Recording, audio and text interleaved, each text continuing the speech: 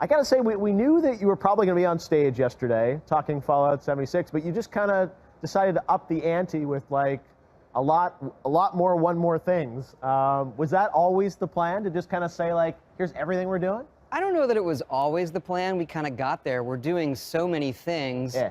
And traditionally we would say, let's focus on this. But our fans kind of, they find a lot of things we're doing and they want to know. And so we just talked about it like, let's just be upfront and say, here's what we're doing, because we're excited about it. Yeah. And we think, all of our fans are as well. So it was, let's just get it all out there and let everybody know what we're doing.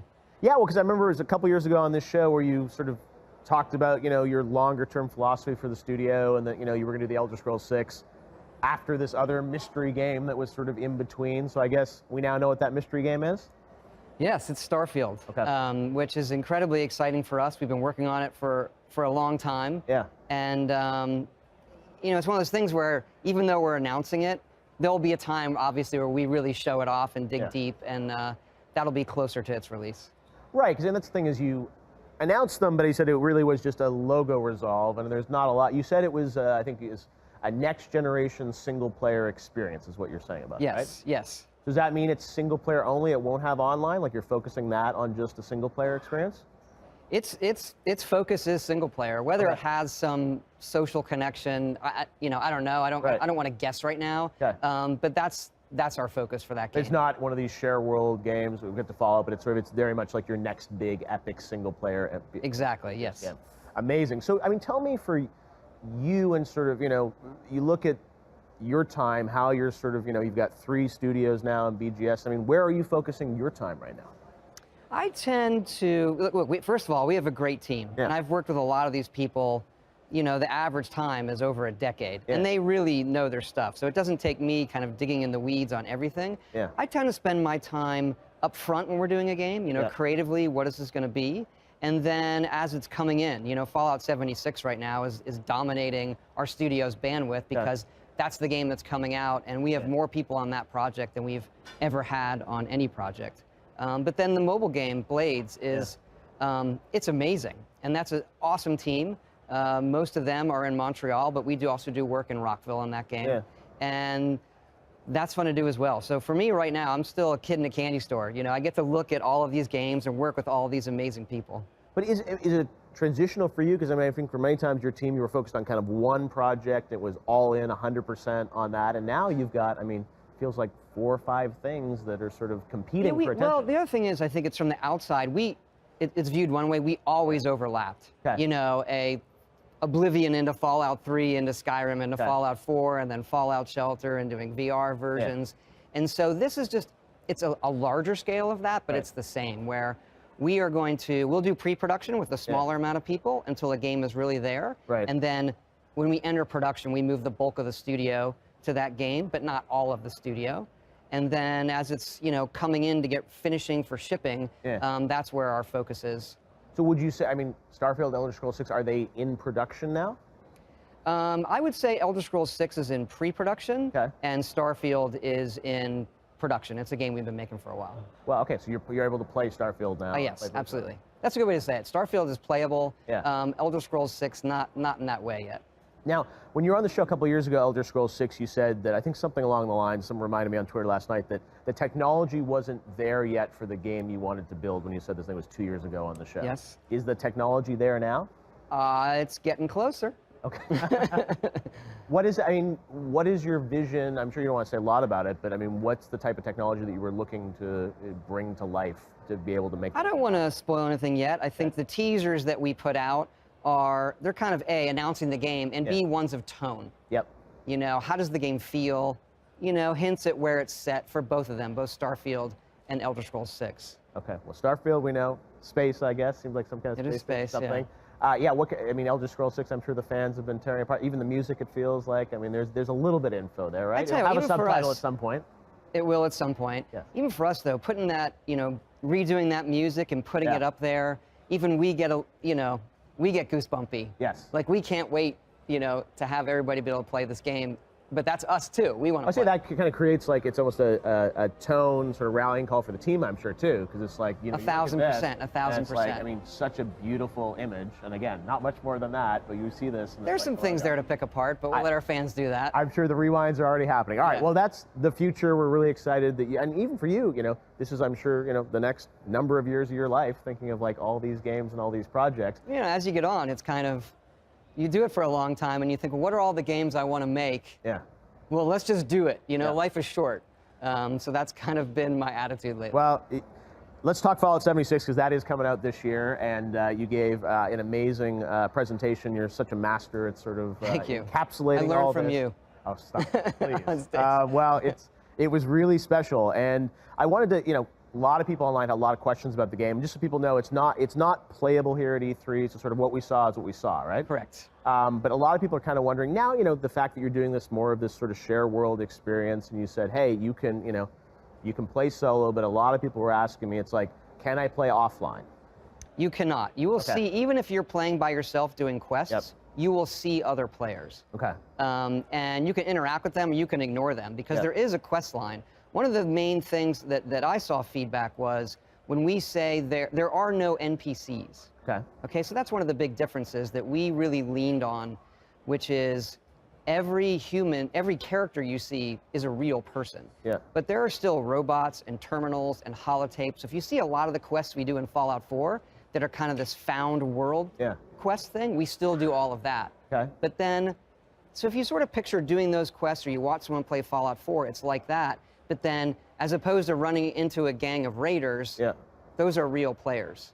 So there's always PvP, like you can never, Well, first of all, I'd say we're still dialing that. Okay. We don't want it to be griefy, but we want to have some drama there. Okay. So there is a way that you can decide to do PvP, and we are currently balancing kind of the incentives for someone who wants to be very aggressive to people and those who want to ignore it. Yeah. And that really comes down to the in-game incentives and then also the social incentives. But I would say we don't want it to be griefy in any way, and we'll dial it in so people can say, look, I don't want to deal with that. So you can pick. It's like I don't want PvP. Well, you want a little bit of a little fear, I guess. We want a little bit of drama there without without them ruining your game.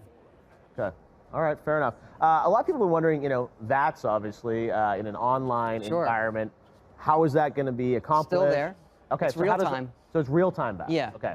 Not slowing time, really? It doesn't slow time. Right, yeah. But it lets you target and pick parts and all of that, but it's in real time. It still works great. Yep. It's different, obviously, because it's real time. Yeah. But the basics of it, which are, well, I'm not that good of a Twitch shooter. Yep. You see some other games. That's a good reference point. I won't even mention it. People will dig into it too much. Right. But you can kind of picture how it works.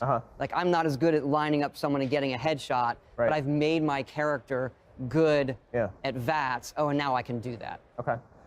Do you see this as sort of, a game as a service where there's going to be content, there's going to be end-game raids? I mean, is it like, are you treating it like this, where it's sort of going to continue to evolve over time? Absolutely. With this, there's so much in it. That's the other thing. We always do too much stuff. And there's so much in this game that once we find out, here's what the players like, or here's what they're missing and they want, since we've built a system, our plan is to be adding into the game constantly, tweaking it, and have that long-term interaction with all of our fans.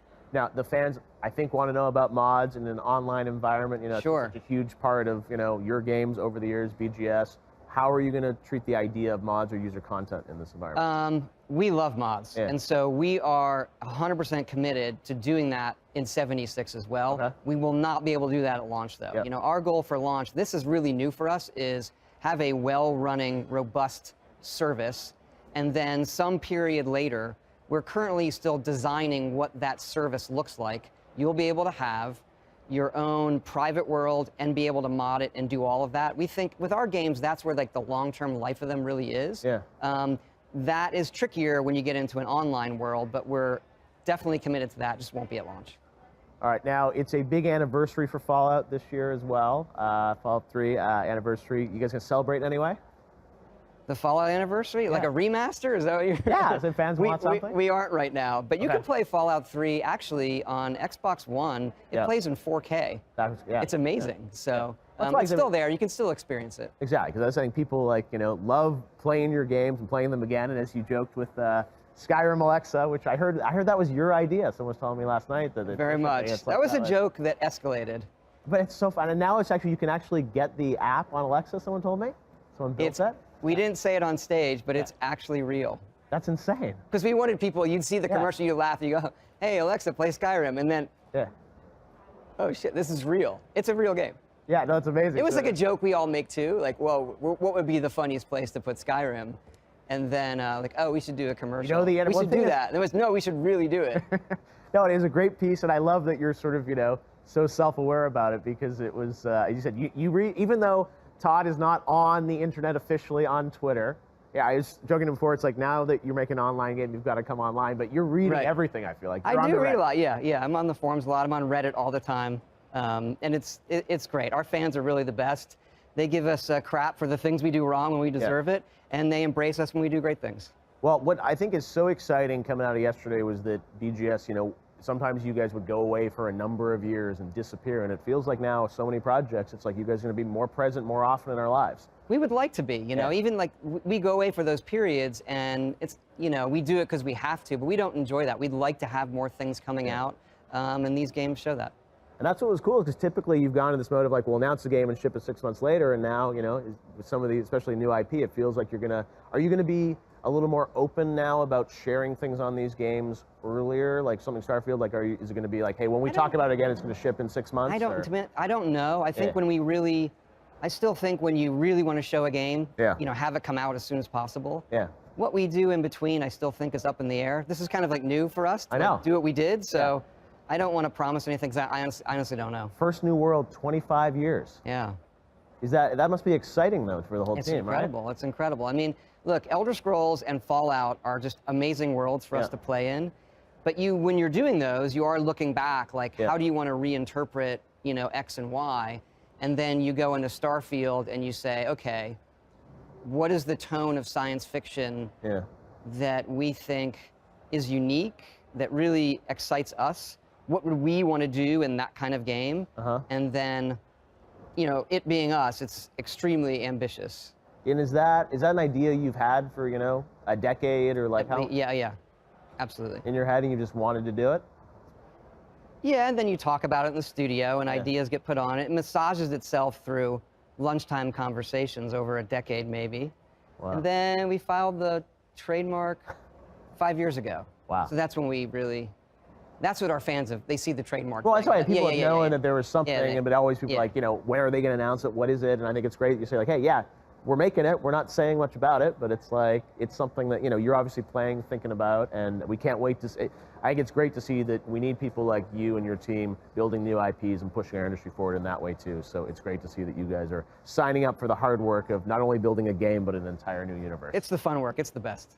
Todd, I got to say, it was an amazing moment last night. I didn't even know you were going to drop that much yesterday. I saw you at the hotel. I'm like, it's going to be a big day. And it's like Xbox stage, so much stuff at Bethesda. I told you, I said, I'll be up there for a while. Like, get comfortable. No, but it was, I remember, I think it was Fallout 4. It was like, it was like a 37-minute presentation that you did a couple of years ago. And that was amazing. And to come back with this and not just talk about 76, but all those other projects was incredible. So thank you so much for a lot of work by the whole team. Yeah, no, you have an amazing team, 3 studios. 3 cities, and we'll look forward to playing Fallout 76 November, right? It is. And beta sometime before that, right? Yeah, we're still figuring out the exact timing, but it'll be before that, obviously. Awesome. All right, well, a big year and a big couple years, I guess, ahead. Yep. Todd Howard. All right, thank you so much for joining us, Todd. Thanks for having me. Great seeing you again. We'll see you again soon. All right,